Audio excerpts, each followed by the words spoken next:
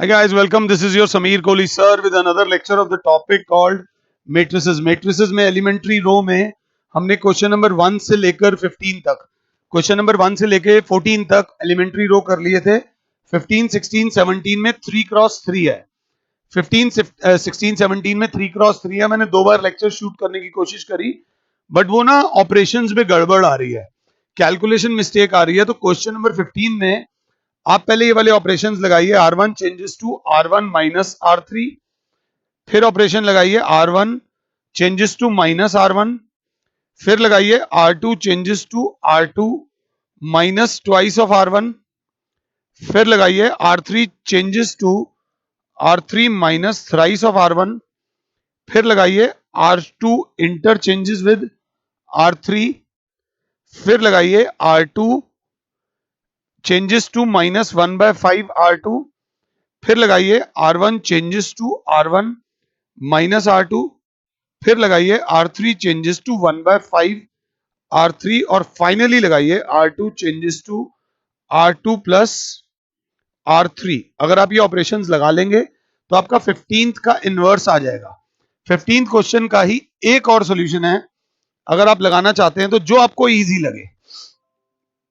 R1 changes to 1/2 R1, R2 changes to R2 minus 2 R1, then R3 changes to R3 minus 3 R1, then R2 changes to 1/5 R2, R1 changes to R1 plus 3/2 R2, R3 changes to R3 minus 5/2 R2, R3 changes to minus 2/5, if I am not wrong, minus 2/5 R3 और R1 changes to R1 minus 3/2 R3. ये करके आपका 15th question का inverse 2 step में आ सकता है.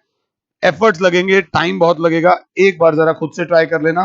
मैं YouTube पे इसका सोल्यूशन डाल दूंगा, बट अभी नहीं डालूंगा, अभी टाइम लगेगा.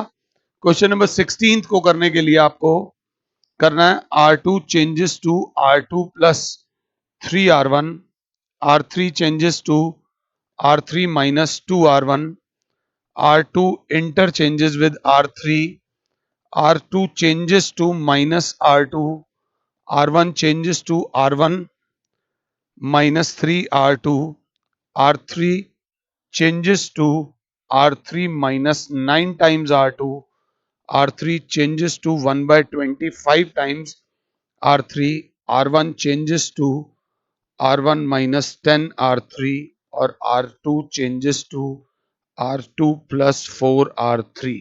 ये करेंगे तो आपका 16th का इनवर्स आ जाएगा. मैं भाग नहीं रहा हूं, मैं आपको सिर्फ उसके इनवर्स की टेक्निक्स बता रहा हूं.